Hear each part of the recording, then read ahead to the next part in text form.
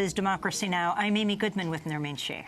We turn now to a new expose by The Intercept that confirms how powerful Democratic officials have worked to crush competitive progressive candidates in primaries around the country, choosing instead to back moderate, business-friendly candidates.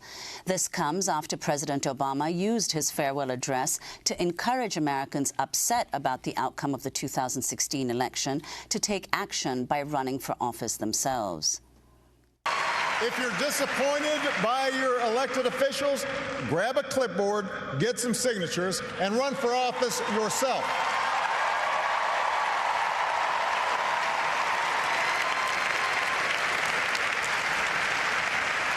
Show up. Dive in. Stay at it. Sometimes you'll win. Sometimes you'll lose. Presuming a reservoir of goodness in other people, that can be a risk. And there will be times when the process will disappoint you.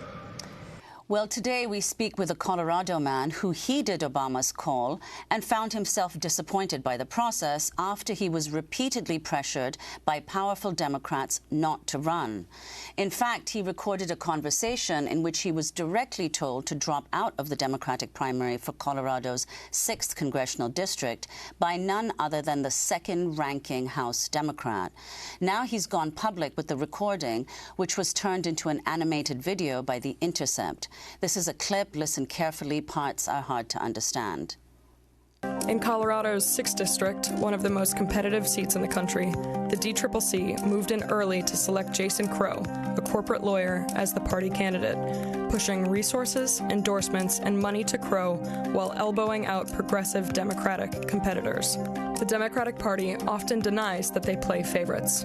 What follows is a meeting between Congressman Steny Hoyer, the #2 Democrat in the House, and Levi Tillman, a progressive running for the nomination for the Colorado seat. Levi, obviously I want to talk to you about this congressional race. Absolutely, that's what I expected. Yeah. You would like me to get out of the race. And you keep saying I would like you to get out. And of course that's correct.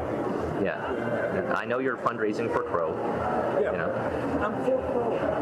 I'm for Crow because a judgment was made very early on. Muffled recording was Representative Steny Hoyer of Maryland, Nancy Pelosi's #2.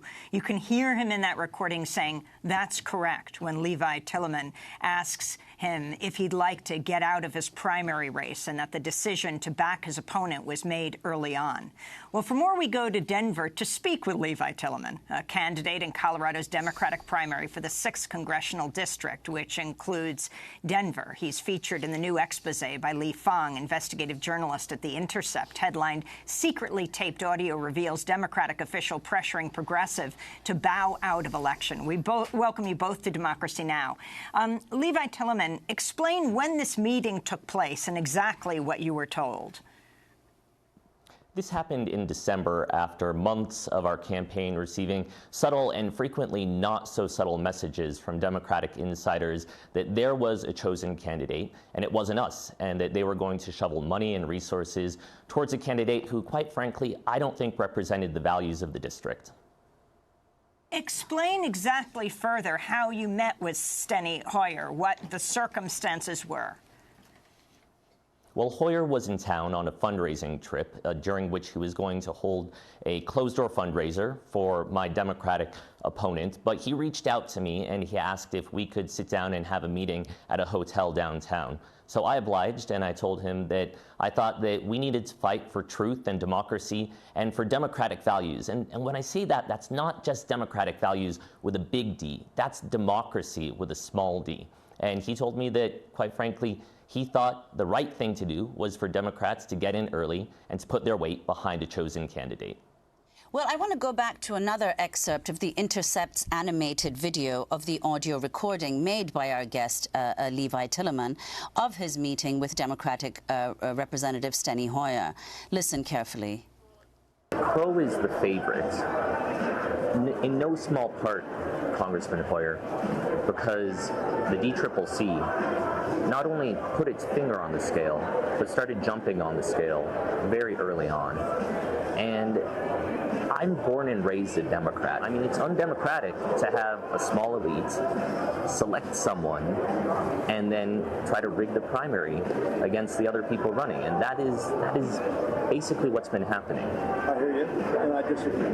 But you were part of that process Absolutely. as well. You said absolutely. Yes, yeah. I've been at this a long time. Yeah. When I said you need to get in strong, hard, and early, you disagree with me. Obviously, that's your choice. And you guys are shoveling money at him. We're going to continue. You're going to continue to do it? We are going to continue to do it. So, Levi Tillman, in that clip, Representative Hoyer says they'll continue to shovel money at your Democratic primary opponent, Jason Crow. Could you talk about that? Who is Jason Crow?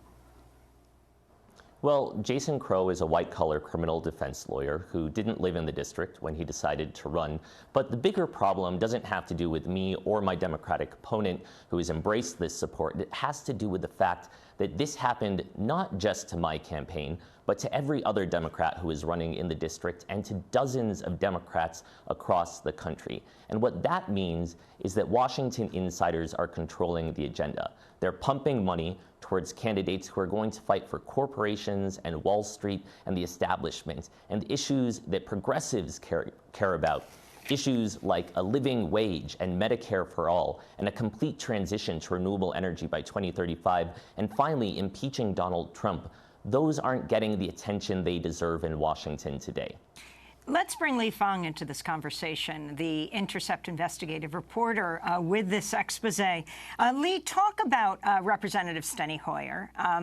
Talk about his significance and the role of the DCCC, the Democratic Congressional Campaign Committee, and the money it's raising, who it's choosing, and who it isn't. It's not just in the case of Levi Tillman in the greater Aurora, Denver area.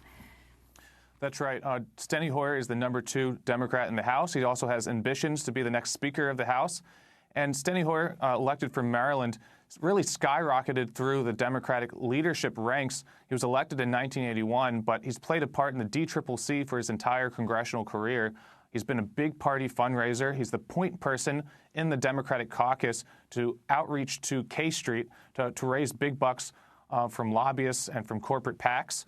And he's played a very pivotal role in going around the country and selecting establishment candidates and helping them fundraise and hopefully, in his perspective, making sure they win the general election and support his agenda once elected. Now, if you look at this Colorado race, it's very interesting. We have this very vivid picture of the dynamic because of this audio recording. But this is going on all across the country. We've been covering this since January. We did a big feature, but we've been covering this on a day-to-day basis. Steny Hoyer and the DCCC are going into primaries. They're saying, we'd like to have establishment candidates, folks who are very, very business-friendly, who won't rock the boat once they come into Congress, and they want those folks to win their party primaries. On the other hand, there are resistance and activists and other populists who are also vying for the nomination. These folks are promising bold progressive ideas, and the DCCC in public and in some cases in private they've said that they remain neutral in the primary, but that hasn't been the case. In case after case that we've reported on and kind of dug into, we've seen that the party is shoveling resources, money, polling, data, endorsements, media coverage to the establishment pick and elbowing out the progressive. So, this Colorado case is very interesting because Levi decided to go public. He decided to record this. He decided to fight back. But this is really going on from coast to coast in competitive elections. Tell us particularly about what's happened in Houston. Right. So another kind of case of this dynamic playing out in one district, I believe the 7th District of Texas. This is the Houston suburbs, long-held Republican seat, but Hillary Clinton won this district in 2016, meaning that Democrats think that this is a pickup opportunity. There are a number of Democrats that ran for this seat. The establishment favorite is a corporate lawyer named Lizzie Fletcher. There was another candidate, Laura Moser, who's an activist who's organized anti-Trump resistance efforts all across the country, done a lot of digital organizing. And the DCCC took the unusual step where right before the Texas primary, they dumped opposition research. That's the term of art for political dirt on Laura Moser, the progressive candidate. And they said they did this because they thought that Moser was too liberal for that district. But that tactic kind of backfired. Moser actually soared in the polls after that dirt was dumped and collected small dollar donations from donors all across the country and actually made the Texas runoff. So, Texas has a kind of a double election process, and that runoff election to select the nominee will be coming up in May.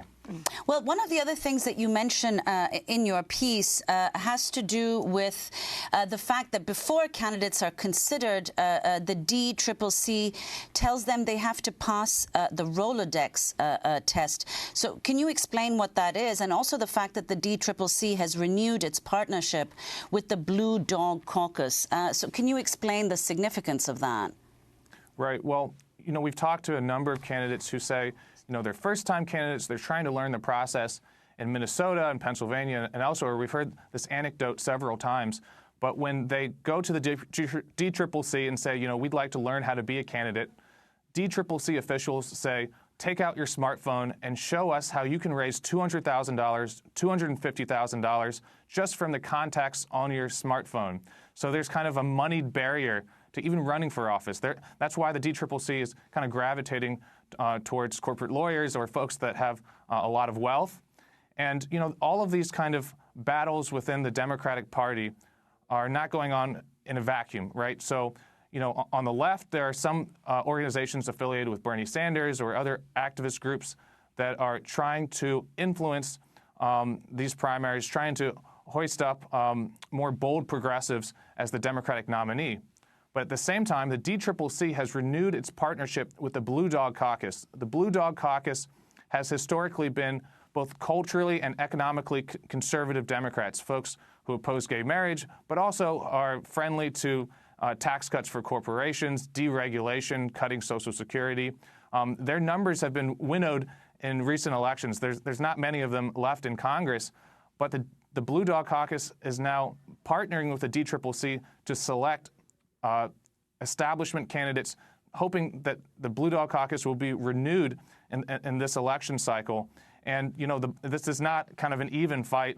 The centrist and conservative PACs and the Blue Dog PAC is funded by Wall Street banks, big oil companies, utility interests, the defense contractors. They're pumping hundreds of thousands of dollars into these PACs to ensure establishment-friendly candidates win these nominations. Levi, we just have 30 seconds, but obviously I think people are hearing a lot of parallels to the 2016 election, and many feel that if Bernie Sanders had been the candidate, he could have beaten Donald Trump. Even though, of course, Hillary Clinton did get 3 million more votes than Donald Trump, but ultimately she did not prevail. What about those parallels and how the DNC dealt with Bernie Sanders? Well, that's right. Poll after poll showed Bernie Sanders as the stronger general election candidate against Donald Trump, but the Democratic Party pushed resources, media, polling data, everything they could to Hillary Clinton to make sure that she won the nomination and to elbow out Bernie Sanders. They did not learn from this self-inflicted wound. In fact, the Democratic Party is doubling down, and we're seeing those exact same tactics applied in congressional races all across the country. Well, we want to thank you both for being with us. Lee Fong will link to your piece at The Intercept.